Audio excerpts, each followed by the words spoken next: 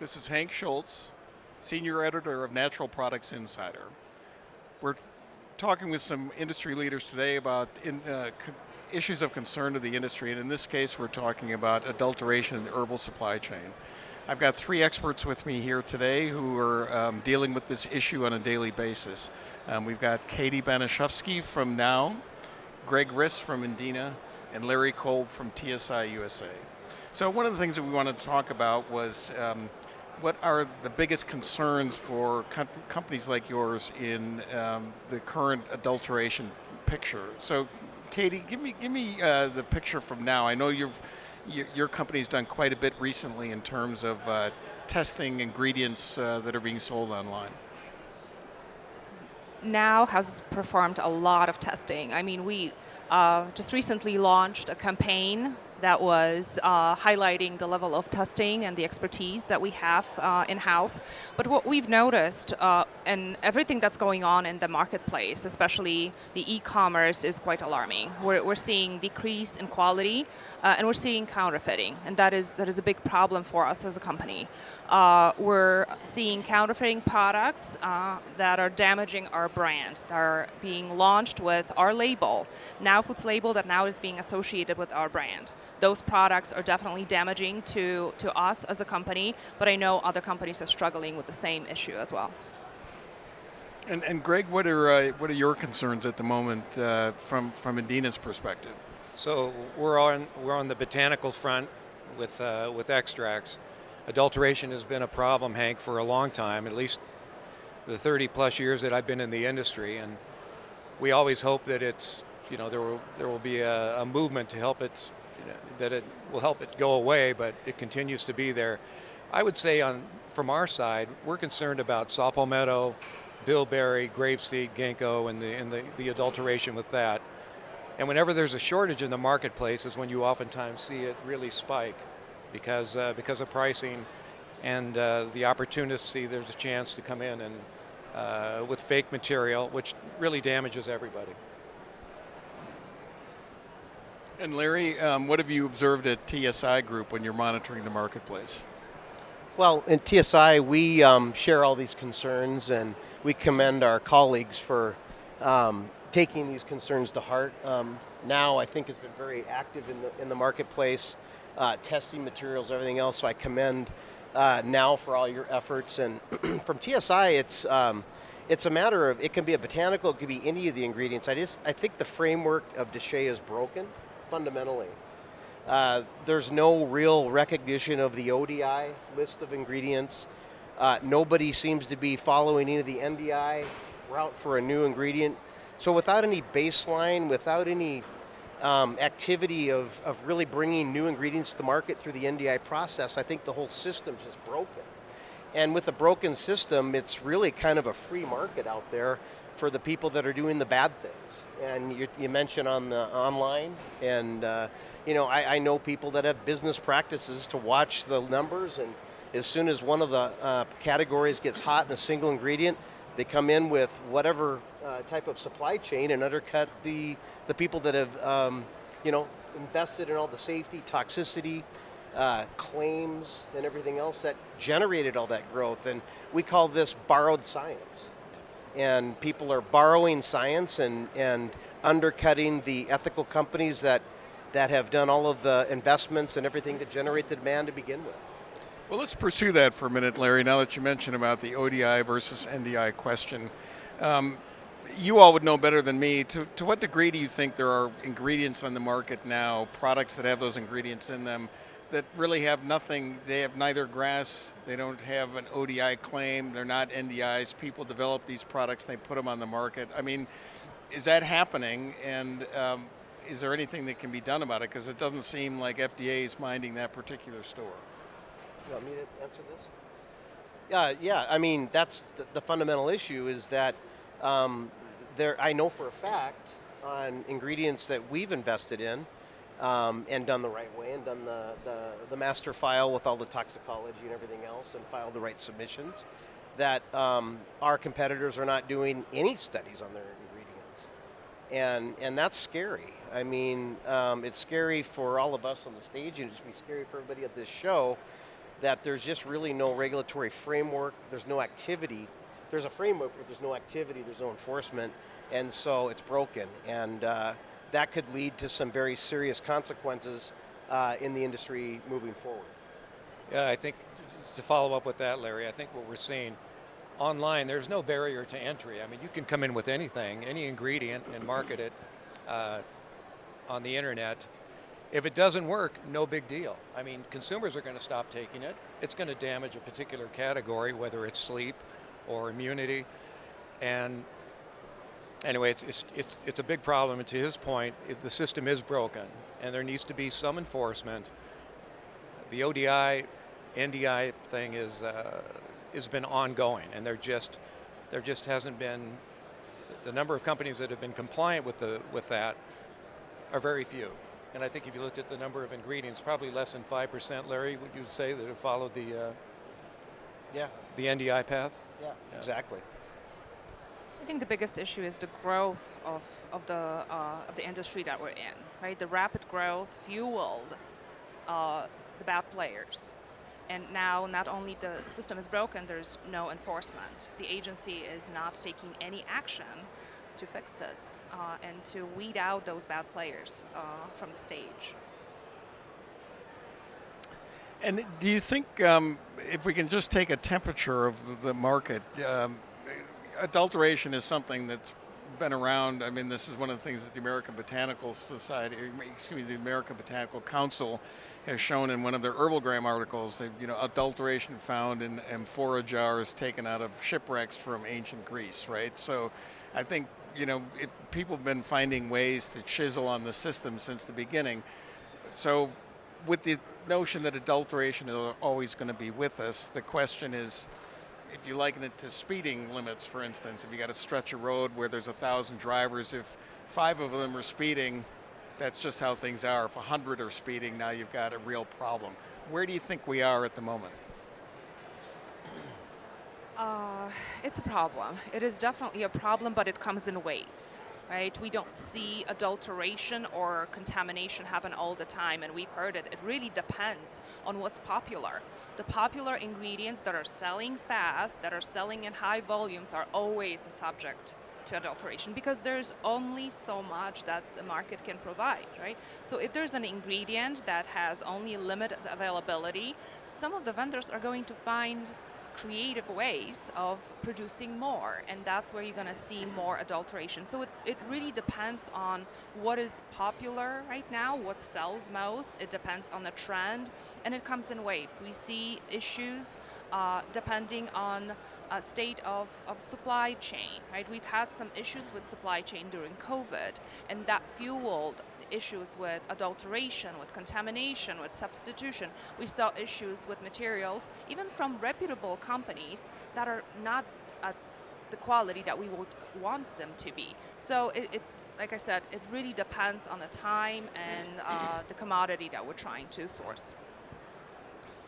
Yeah, to follow up on the supply chain, I think, for us, there's one in particular that grows in Florida, saw palmetto, and that's kind of at the mercy of weather conditions and disasters, natural disasters, whether it be hurricanes. And if it wipes out 30% of the crop, then it's ripe for adulteration, and you'll see palm oil masquerading as saw palmetto, and it's a slippery slope. I think it has to come down to the decisions that are made in the marketplace, and there's always going to be shortages and opportunities in the marketplace, but fundamentally, with a broken system, I think there's got to be a motivation to the manufacturers, the brand holders, that has some sort of scrutiny on a bare minimum of credibility and verification of the raw material supply chain. I mean, everything everything in the industry begins with a raw material, and that raw material has a process, and that process has safety and efficacy data attached to that. When you have economic adulteration, where you have substitutes and all this, the entire thing is broken. As Greg said, either the consumers are going to be harmed, and that's going to be a huge problem, or the consumer is just going to stop taking the product. And so there's got to be some sort of a credibility at the manufacturer's level that has some sort of scrutiny, and they have to be motivated to do this. in my eyes. How do we do that? That's a very big question. That's the elephant in the room. But that's what has to be done.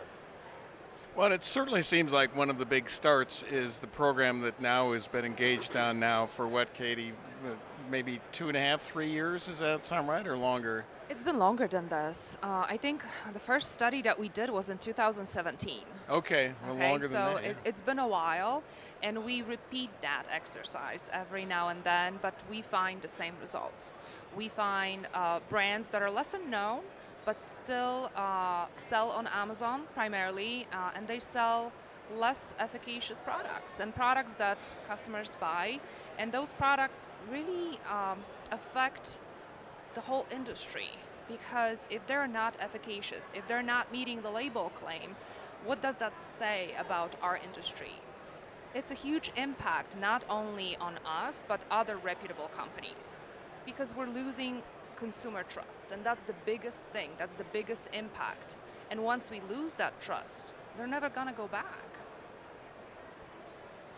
And it's certainly, even though these are lesser known brands, ephemeral brands, it's kind of hard to figure out exactly who these people are, and they seem like they put different hats on every other week.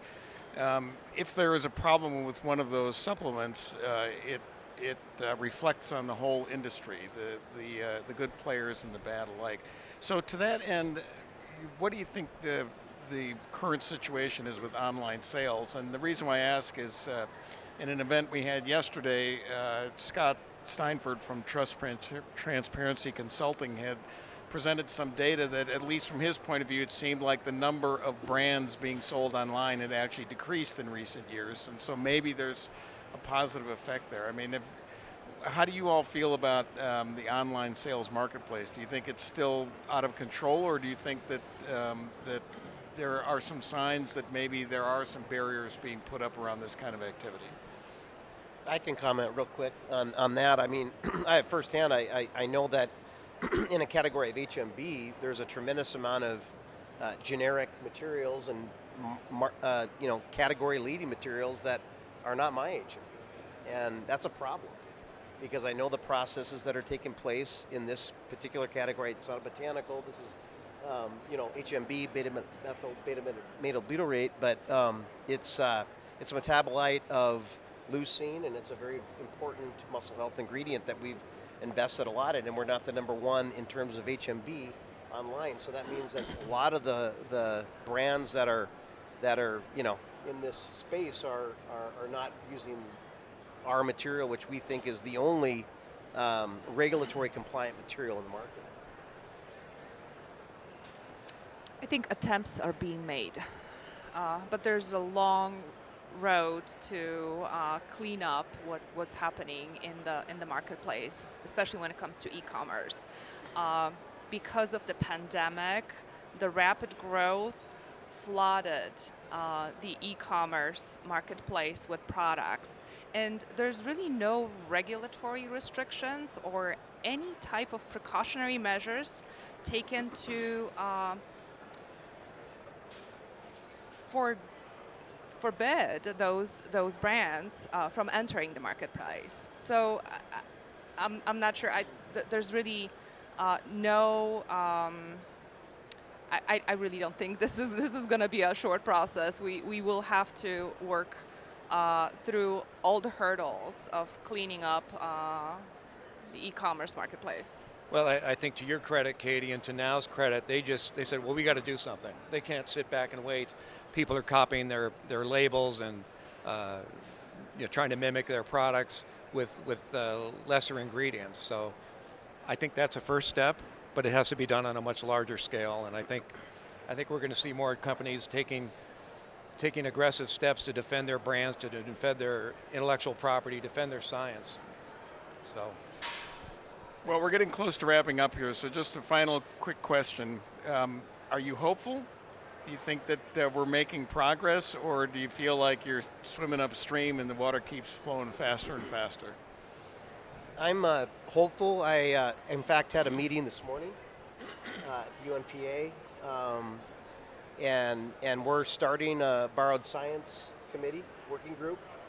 We're all sick of it, and we're going to extend invitations to a lot of these different companies, some on the stage, to join in the cause. I think we can at least have the conversation that goes beyond what we're talking about today. And we all know the issues, the horror stories out there, and what we're dealing with in the marketplace. But maybe there's a way we can coalesce as a group of companies and get some critical mass and start talking about solutions. Yeah, well said, Larry. I think it's actually stolen science. Borrowed is too kind. I should have said stolen. So, yeah, I remain hopeful. I'm optimistic by nature, but a lot of challenges, as we discussed on the stage, to really get some traction in this effort, Hank. I would love to be hopeful. I'm cautiously optimistic based on what we're seeing in the marketplace. So time will tell. Well, on that note, we'll wrap it up on a note of cautious optimism. This is Hank Schultz reporting from Supply Side West. Hank Schultz, Senior Editor of Natural Products Insider. I'm reporting today at the Supply Side West trade show. We're talking at the moment about supply chain concerns, and we've got three experts here from companies that are involved in the import and export of herbal ingredients and other dietary ingredients. So I'd like to introduce our panel. On the end here, we've got Justin Califat from Vantage Nutrition, Sanjay Madiwala from OmniActive, and Susan Grimmett from Farmore. So Susan, let's start with you. What are your biggest supply chain concerns from your company's perspective at the moment? And I'm thinking, are you concerned about cost of ingredients or the availability, or are there still concerns stemming from the pandemic about logistics, just getting things from one place to another when you need them? So, as an importer, our concerns used to be lead times and port delays, but that has actually gotten a lot better. We are a lot closer to the pre-pandemic lead times now. So our main concerns at the moment would be just meeting our customer demands and balancing the inventory amounts to make sure that we are keeping an ongoing supply for them, as well as having enough in inventory to pick up new customers, but not too much because we want to be competitive as well. So that's kind of something that we have to keep balancing out and stuff like that. And Sanjay, what are your concerns about the supply chain at the moment from OmniActive's perspective? I would say one of the biggest concerns that I think we face today is in forecasting.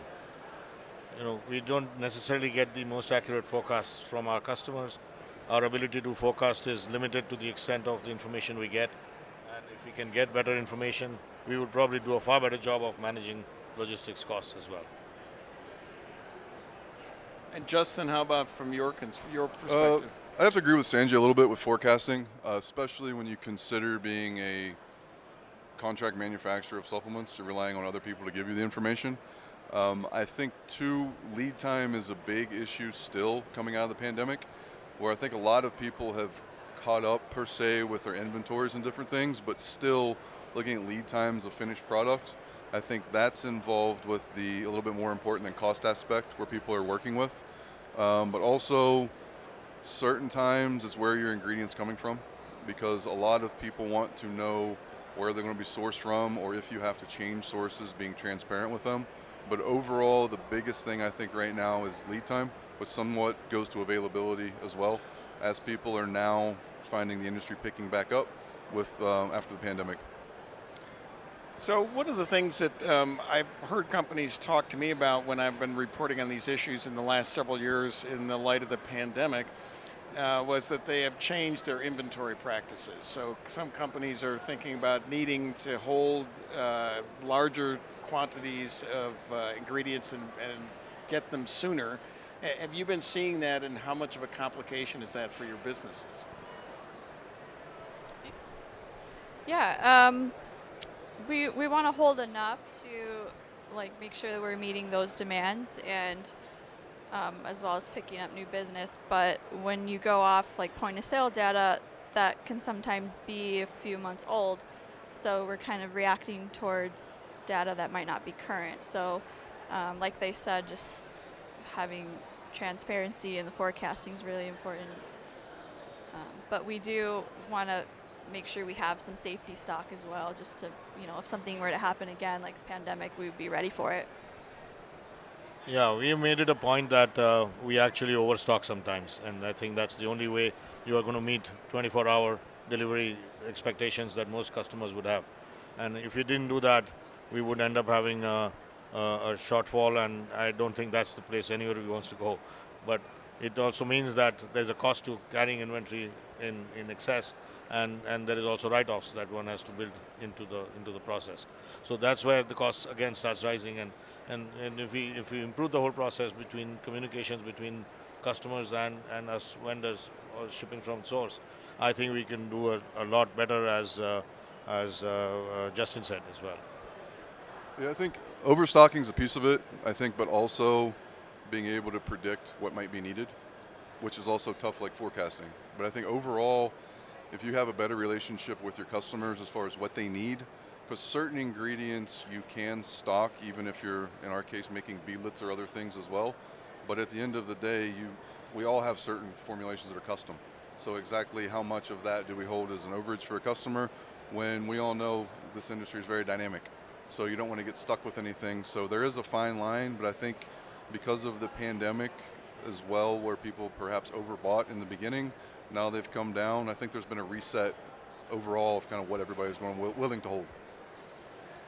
And in terms of forecasting, I'm just wondering to what degree you have observed bumps in demand based on things that are happening on TikTok.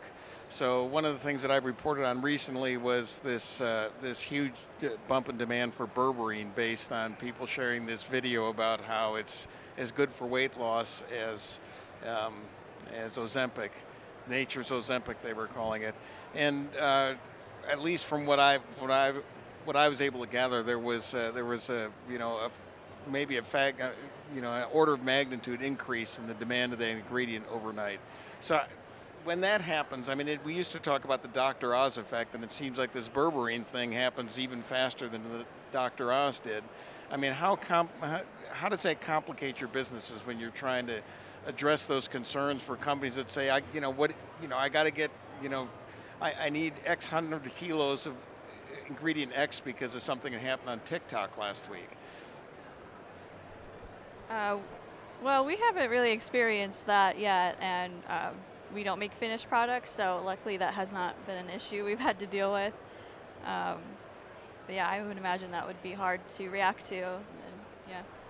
So I think we are talking about a couple of things here. One is those ingredients that are commoditized in a sense, and those that are specialized in a sense. So if you look at specialized, I think there needs to be a lot of effort going into that work, because commodities you can probably trade in and you can buy if there is a surge in demand, and put it on air also if required. But those are the issues we need to perhaps deal with if it's a commodity. And when it's specialized, then you need to obviously take far more care to make sure that you have a system in place, it's labeled, it's tested, validated, and it's produced in a factory. So there is production time that's involved as well. And so these are two perhaps issues that we both have to be dealt with in a different way. Yeah, I think overall too with TikTok, it's an access thing. Everyone has access to it. At the end of the day, yes, now the consumers are more educated.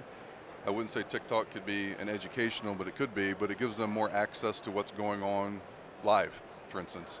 And we even have customers that have separate marketing groups that are just for TikTok, the way they get their products out there. But I think the main point is you have to level set expectation with your customers. Let them know what your lead times are, but it could go up or down. But at the end of the day, I mean, berberine's an excellent example, because even if you talk to folks at Walmart or other places, because of products like that and the Ozempic effect, their junk food sales are down. Everything's down because of berberine or Ozempic, etc., because people have more access, whether it be to accurate education, accurate things out there, but they're hearing more. And I think TikTok is, obviously it's not just for kids anymore. It's marketing, it's everything now. So it's something that you have to consider, the way people are picking up the trends. So we just got a couple of minutes left, but I would like to quickly touch on a question that has big implications for the industry, and that is where these ingredients are coming from. So I know, far more, you're getting a lot of ingredients out of China. We've got a couple of companies here that are involved with ingredient supply primarily out of India. So people have been talking about, like, maybe we should be rethinking that relationship with China because of both maybe the hangover from the pandemic, geopolitical concerns. So, what are your company's thoughts about the immediate future and how companies should plan for that? In our experience, we have evaluated some facilities in India. I think they do really well with herbals, and that would be a good alternative. I know a lot of like roots are made in India and then they are extracted in China, so there are some synergies there. However, the few that have met like FSVP requirements and are up to our standards, they are usually priced too high, and it's hard to compete with that when China has just done such a good job keeping the prices competitive. I think basically, if a rational policy would require that you have two sets of suppliers always, and I think minimum two is a must-do, perhaps three, okay, depending on how critical or important the ingredient is. So whether it's in companies or whether I think it has to go beyond companies, and it has to go to probably geographies as well, for a couple of reasons: is risk management, I think pricing management, and in botanicals, for example, it might be also climate change, and the risk of climate change can also have a significant impact on crops and its ability, or countries' ability to deliver those crops on time and in full and in proper quality. Okay, so I think these things do require that you have at least 2 or 3 suppliers for each of the raw materials, and you probably divide it up equally between those 2 or 3 countries. That would be my recommendation. And Justin, if you could give us your views quickly. Yeah, sure. No, I think a lot of it depends on the customer. Some customers prefer material not to be sourced from China already now. Others don't mind where it comes from. But a lot of it, I think, has to do with transparency of the companies you're getting the ingredients from. There could be the perception that we're not getting exactly what we want, we're not getting the right documents, different things like that. But like Sanjay said, it's always good to have more than one source, more than one option, keep them open.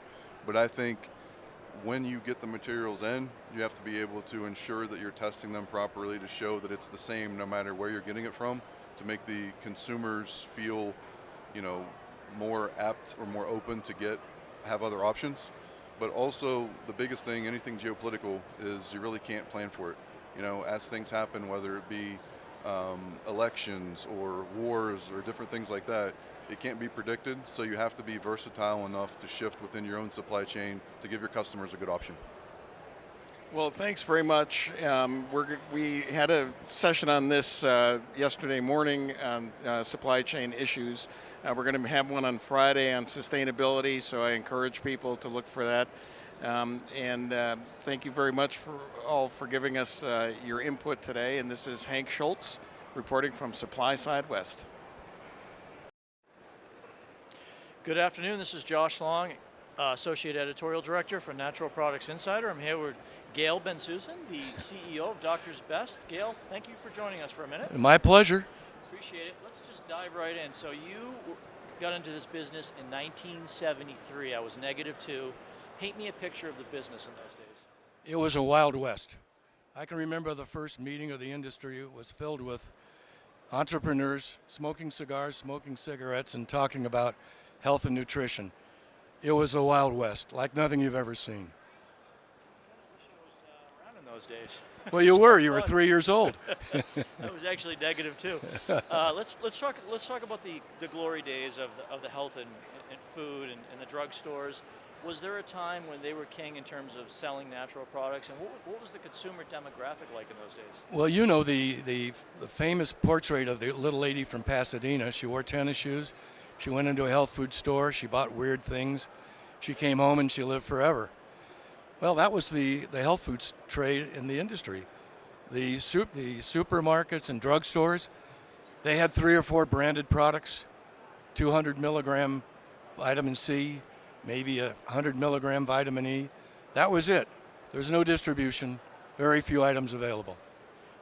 When did that evolve in terms of the supermarkets even, and the likes of Walgreens stocking their shelves with natural products? It really started in the mid-'70s when retailers realized that the sales per square foot, cubic inch, however they measured it, were terrific on their shelves and returned higher profits than, say, groceries.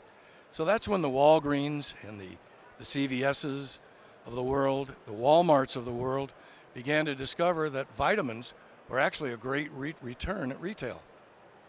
I want to go back to something you said. It's not on my list of questions, but you know, the crazy lady that thinks she's going to live forever. How has the consumer demographic changed over the years? Who is the supplement consumer today? Well, the supplement consumer today is well educated, has a good solid medium income, is interested in living life longer, younger, and frequents the internet to get a lot of their information about what to buy, where it comes from, how it's made, what it does. Do you think because consumers today are more well informed that they will increasingly hold brands accountable? I think that as the consumer becomes more well informed, they'll be more discriminatory about what they buy and who they buy from. I think the brands have a real strong position because of their reputation, but there are a lot of small brands coming into the marketplace that are pretty strong also. Let's talk about business for a minute. There's been a lot of consolidation in the supplement industry. There's like the big guys like Nestle. They wield a lot of power. We talked about this earlier off the record, so to speak. Is that consolidation good, bad, or both? You know, Josh, it's both. It really is both, and it's yet to play out. On the good side, when you see a company like Nestle investing in health and nutrition like they are, gobbling up a lot of small brands, it means that the science is strong behind it and Nestle's strong behind it. It's good for everybody in the industry. It should benefit us all. On the other side, you have to be a little concerned about the clout they have with all the items, consumer product items, that they have on the shelves in major retailers across the country. Can you just elaborate in terms of the clout and how that would affect smaller brands that want to compete with the likes of a Nestle? Well, you know, it's a David and Goliath situation. You've got a lot of small companies that are here at the trade show that have terrific products, and to get on the shelf, they have to displace perhaps one of Nestle's products. How much clout does Nestle have with that retailer to say, hey, look, I supply you 30 other items outside the category. Take a hard look at this. I'm not saying that they will. I'm saying it's yet to play out.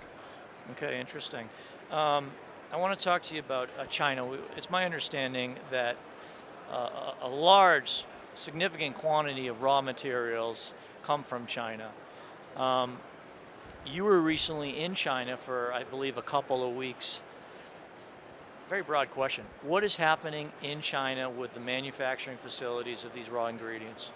There is tremendous investment going on in China in the manufacturing of raw materials. And I'm talking world-class manufacturing.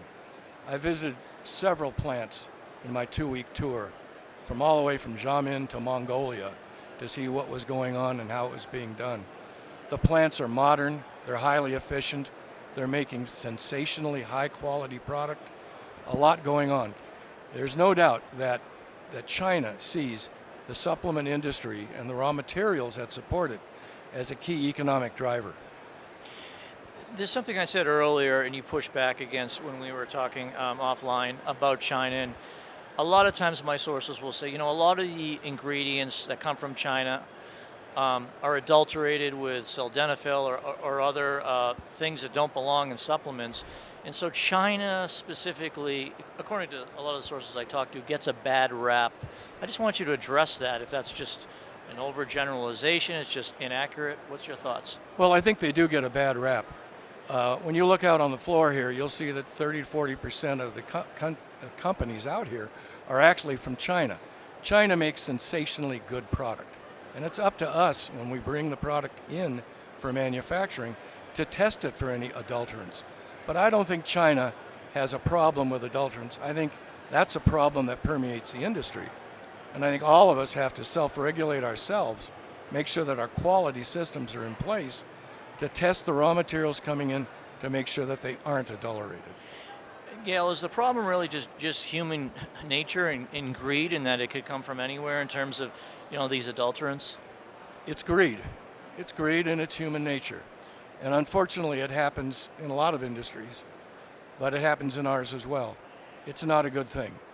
One other question about China and the supply chain. We were talking about COVID and how a lot of companies were scrambling to meet the skyrocketing demand. Can you talk about how you diversify your supply chain today in terms of ensuring that you have different relationships if something's out of stock or some raw material cannot be acquired for whatever reason?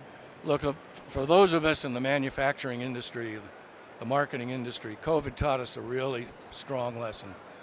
You have to have very specific specifications for your products, and you have to be able to use those to dual source or multiple source your raw materials. So at Doctor's Best, we make sure we always have at least 2 sources of raw materials that we can use. Thank you. Let's one final question for you, Gil.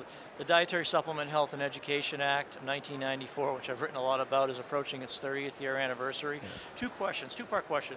Number 1, how has it benefited consumers? Well, number 1, it's benefited consumers by opening the door to nutritional information about products, how they work, where they come from, how they function in the body, and it's feeding the desire of consumers to know more about these supplements and how they can better take care of themselves. No question, consumers are interested worldwide, globally, in how to improve their health. And that act, the DSHEA Act, has made that happen. Thank you very much. One final question. FDA wants reform. Some other stakeholders want reform of DSHEA. Is it required? If yes, why? If no, why? Well, first of all, I would say we have a great framework for this industry. It's served us well for 30 years, and it's DSHEA. I don't think DSHEA needs reform. I think some aspects of it need interpretation. Some of those areas are subject to interpretation, but the framework has worked. Most importantly, it's worked for consumers. Look at the number of consumers that are taking supplements today that didn't take them 30 years ago. A lot of them are now learning more about these supplements. They trust them and they take them. Gil Bensusan, CEO of Doctor's Best, thank you for your time. Thank you, Josh.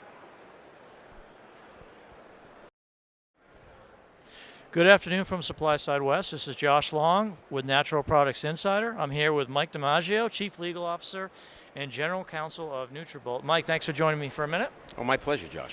Let's talk about a couple of legal issues within your expertise. The Federal Trade Commission in April sent some so-called notice of penalty offenses regarding their right to assess civil penalties or obtain civil penalties if companies do not substantiate their claims.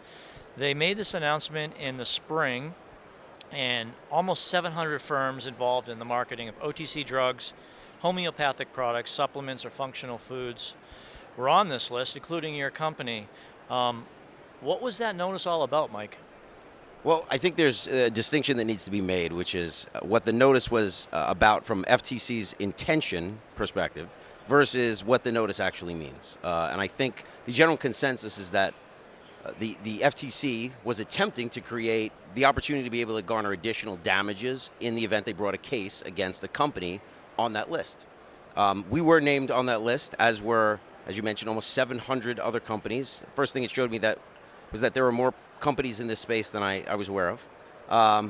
But the letter itself didn't actually lay out any notice of any offenses. It simply reiterated some things that are in their guidance document and talked about the fact that they hadn't necessarily reviewed any of our marketing, nor were we necessarily making any claims that weren't substantiated. I think that was the tenor of the letter to virtually everyone. So I think FTC's intention was for that letter to give them the opportunity to be able to get additional damages in the event they brought a case. These are statutory damages. These are other more significant damages than the administrative damages they're currently limited to. Yeah, and I just want to make one thing clear that you already said, but none of the companies were accused of any wrongdoing, so it wasn't a situation where they said, for example, that your company was not substantiating their claims. They're just reciting, guidance in the law, what the law says, right, in terms of what your obligations are. That's right. But they also did say that they could seek up to $50,120 per violation against a firm that engages in conduct it knows has been found unlawful in a previous FTC administrative order. So long story short, they want to use these notices, it sounds like, to, should they bring a case later, get those big penalties that they want to get in a case. Do you think they have the legal basis? Do you think the notice is sufficient for them to even get those penalties? Should they bring a case against one of these 670 companies? I do not, nor can I understand how making a simple allegation that, or it wasn't even an allegation, No. but simply providing notice that there are regulations that you must follow is notice of a penalty offense. It's not. It's a notice that there is a regulation that you must follow. So I think I'm sure this will be challenged at some point in the probably not too distant future when FTC takes action against one of those companies. And you're not aware of them taking action against anybody right on that list yet? Not to my knowledge. Okay. We talked offline about Congress and the Food and Drug Administration. The industry has problems like any other industry, and it's also looks for ways to promote access, more widely promote access to natural products. Are you in favor of working with Congress or working with FDA on the issues that face the industry, generally speaking? I would be much more comfortable working with FDA than working with Congress. And the reason being, we see throughout the year, every year, we see legislation being proposed at the state level, at the federal level, that affects our industry. More often than not, fortunately, this legislation is either defeated via a very strong grassroots campaign, typically driven by some of our trade associations, or it's abandoned for some other reason, or simply just doesn't get passed. Now, typically, those pieces of legislation are misguided. They either are not really achieving what is intended by the legislation, or they have numerous flaws that they haven't that would negatively affect the industry in a way that's not intended. When you deal with FDA, they know the industry, they know the space, they know the products, and when you hear discussion about changes that need to be made to the Dietary Supplement Health and Education Act, SHEA, it frightens me. We don't need a full reboot of a piece of legislation that has served us very well. But are there areas where there could be improvements? Absolutely. And I think it is much more productive for industry to work with FDA, the agency charged with enforcing those regulations, than to work with Congress or state legislatures on proposing some new legislation where the bill can get away from you and we can end up with something that is not what was intended. Thanks, Mike. Since you brought up FDA again, let's talk about a problem that's plagued the industry for probably since the beginning of time, and unapproved drugs and products that, quote, masquerade as dietary supplements. Question number one, how big of a problem is this today in your view? Well, it's still a problem. Maybe not as much of a problem as it was 10 or 15 years ago, but it still exists, whether that is products that are contaminated with some kind of a drug, which is intentional adulteration, or it's an ingredient that is not really a dietary ingredient, doesn't meet the definition of a dietary ingredient, but meets the definition of a drug, and is being sold and labeled as a dietary supplement, which misleads consumers and often doesn't give them the information that they need to know whether or not they should be taking this or whether it has any harmful effects. And those are more often than not in one of several categories, primarily weight loss. So some of the critics of the industry would say, well, FDA needs more authority to target these companies and bring criminal civil penalties or go after them criminally. Does FDA have authority today to do it? So I can tell you from firsthand experience that FDA has authority to be able to enforce the law as written. And although they may be understaffed in certain areas, their hands are certainly not tied with respect to ridding the industry of these types of products through enforcement efforts. FDA has a division called the OCI, the Office of Criminal Investigations. And there was a time about 10, 15 years ago where that was a very active agency. They would work with United States attorneys across the country to prosecute companies that were selling, and individuals that were selling products that were masquerading as supplements that were actually drugs. Some of these were steroidal products, or at the time called pro-hormone products. There is precedent for this. FDA was able to bring criminal cases against these companies based on the fact that the product that was being sold was an unapproved new drug or a misbranded drug. Right. And the analysis is very simple. Is this product a non-food item that is intended to affect the structure and function of the body? And if the answer is yes, then it's a drug. And if it's a drug and it hasn't gone through the drug approval process, then it's an unapproved drug. Now, I am oversimplifying, Right. but that gives the FDA the ability to open an investigation, to work with the United States Attorney, and to prosecute criminally. That is certainly a very effective way of ridding these products from the industry. And Rick Collins, who I'm sure you know him, sports nutrition and lawyer, he said yesterday during the regulatory session, OCI should be just bringing more cases, period, full stop. You agree? 100%. 100%. The industry could complain, but is there anything really, any concrete steps they can do to try to hold FDA accountable on something like that? That has been the challenge. And I think that more often than not, the issue is not resources. It is it's desire. There needs to be someone like formerly it was Jeff Nowitzki, who's now with the UFC, but he was he worked tirelessly to rid the industry of products that he felt were unapproved drugs and ought not to be sold, Right. and that were dangerous. And he was very effective at it. And since he left the agency, we haven't seen that kind of we haven't seen those kinds of investigations. We haven't seen that kind of vigilant work being done. Okay. I want to end with this question. You've been in the sports nutrition industry for how long? Over 20 years. Over 20 years. Okay. So would you say that by and large, the sports nutrition industry is safer today in the United States, more dangerous?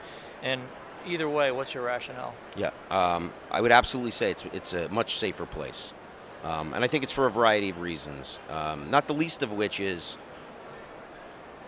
retailers, and because of the market landscape. You've seen retail outlets and even e-commerce sites like Amazon, Walmart, Sam's Club, a great example. They have a really robust regulatory team. They are vetting the types of products that are being sold. Okay. And they are doing some level of internal policing so that the FDA doesn't have to do. So if there are companies that are trying to sell those products on platforms that would make that are really the most successful platforms, they have to pass that test. They have to be able to prove that their products are safe. So I think the large majority of products in the space right now are safe. And I truly think that the industry itself has done a really great job of cleaning up its act. And I know that there are more companies like ours than there are companies that are just not looking to break the rules and sneak a product in the market. There are companies now investing not only in scientific research, but ensuring that their products are safe long before they ever formulate a finished good and sell it to a consumer. Mike DiMaggio, Chief Legal Officer of Nutrabolt. Thanks for taking the time. Hey, thank you, Josh. It's great. Hey, this is Josh Long. This is Josh Long with Natural Products Insider. I'm at Supply Side West with Todd Harrison, partner at Venable and co-chair of the FDA Group. Todd, thanks for joining me for a minute. Thank you, Josh. So happy to be here. I want to talk to you mostly about the Food and Drug Administration, but let's pivot to the Federal Trade Commission for a minute. In April, they sent the so-called Notice of Penalty Offenses regarding the obligations of marketers to substantiate their claims. These notices were sent to 670 companies. I want to note, nobody on the list was accused of any wrongdoing, but they said that by sending these notices in a subsequent action, they could obtain some pretty significant monetary penalties. I think they said over $50,000 per violation. Put some context around these notices. What were they all about?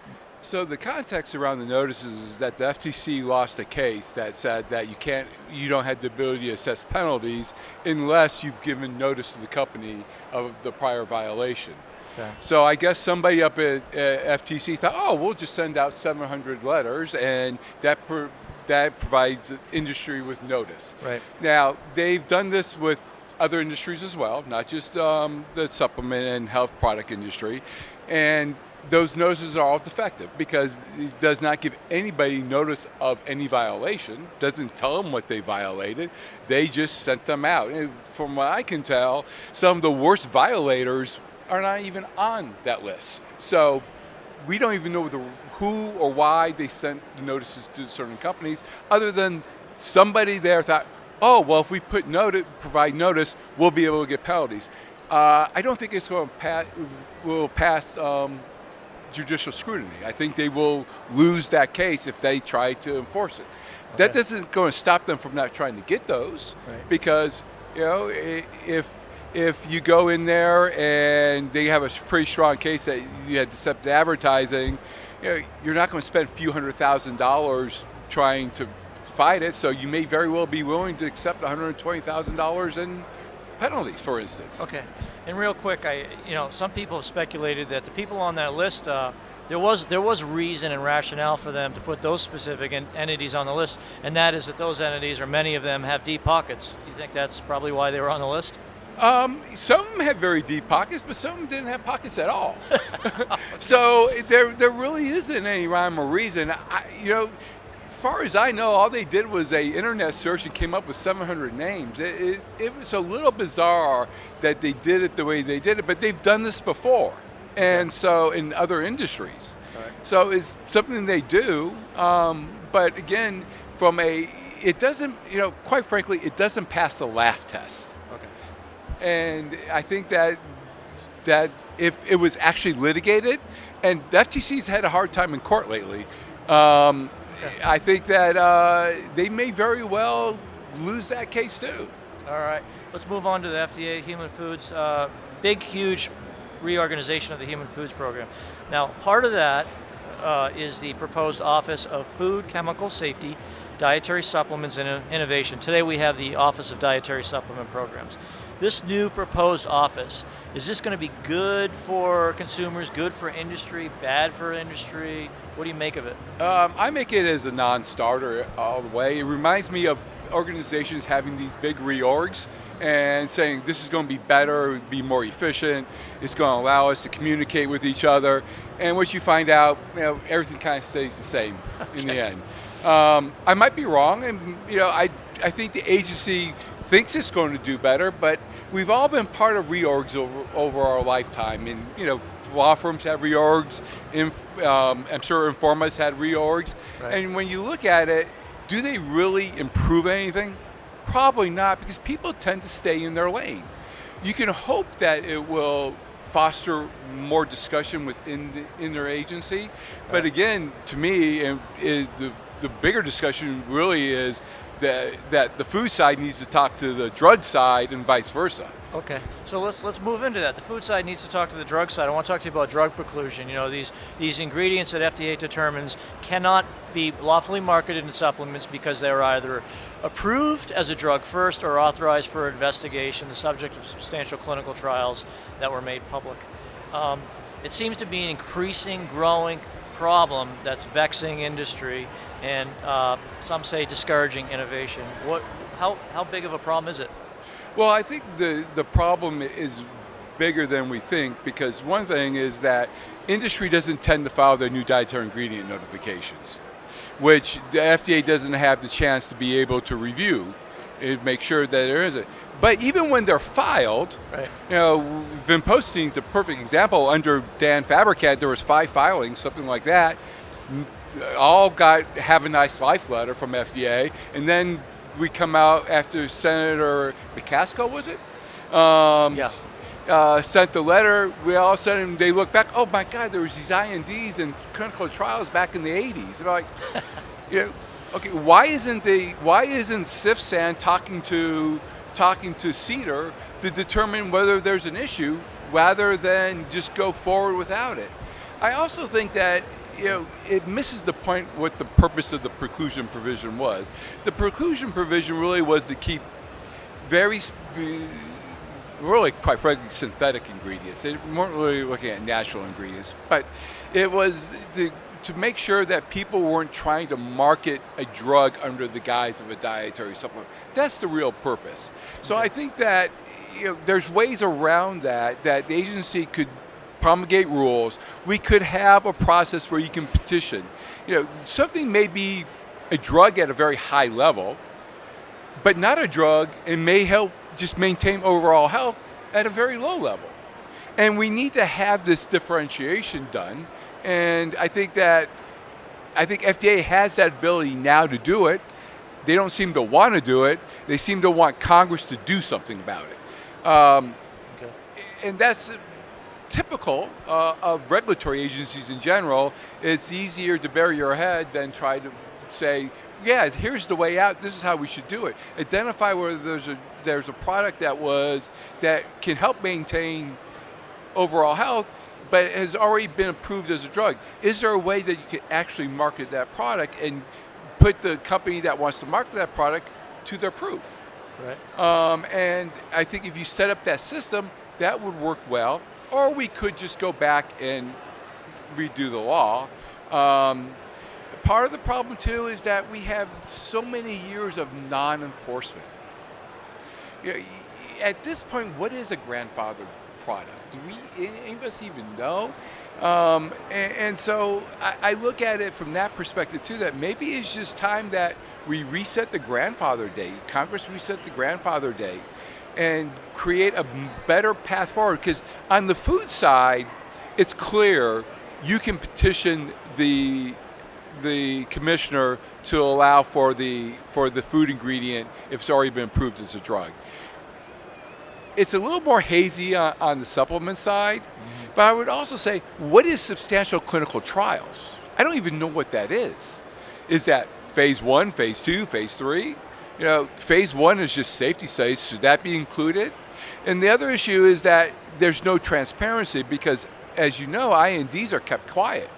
So I don't necessarily know when a clinical trial is started on an ingredient, Right. which is a detriment to the industry. Yeah, and not to get too much into the weeds, but the IND date is a key date because if somebody has an IND authorized and then they decide in 5-10 years to initiate clinical investigations and later make those public, an ingredient that was lawfully on the market for several years is suddenly precluded. That Congress couldn't have intended that, right? That's not what Congress is saying. FDA is just wrong about how they view that. They view it, I view it, it says IND and substantial clinical trials. So if you get the IND and you don't do substantial clinical trials, and in between time I put my ingredient on the market, there wasn't substantial clinical trials. Therefore, the strict wording of the letter of the law was never fulfilled.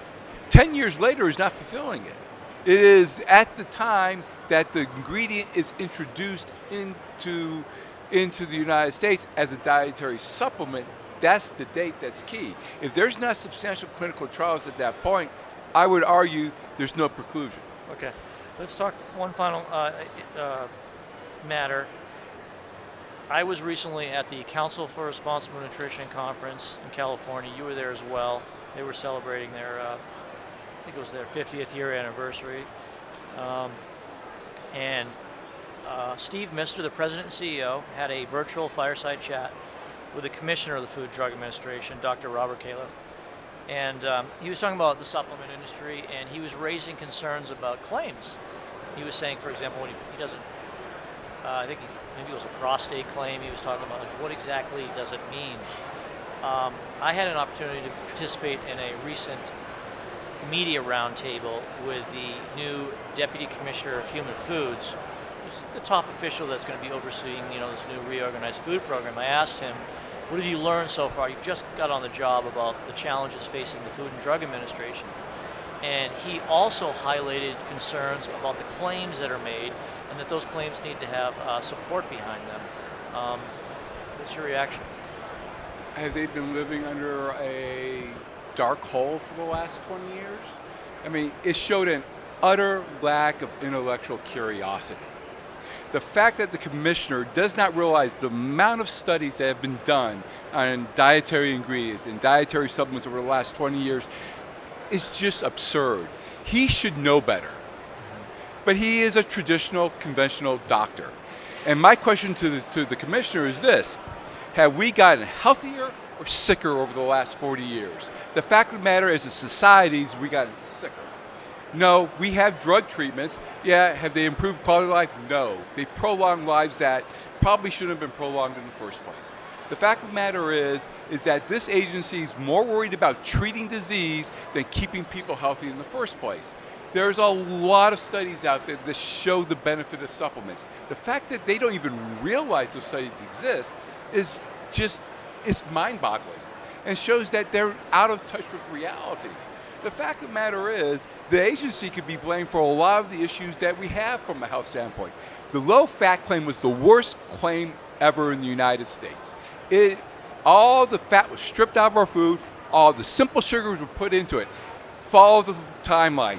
That claim and the increase in diabetes and the increase in obesity is directly related to that claim. that's when we started seeing an increase in this society. Let's get back to what, let's be honest with it. Food is medicine. Nutrition is medicine. It keeps you healthy. The paradigm needs to change. Otherwise, we're just going down the same rabbit hole day in and day out. It is time for our federal policymakers, particularly at the FDA and at HHS, quite frankly, to understand we need to keep people healthy in the first place.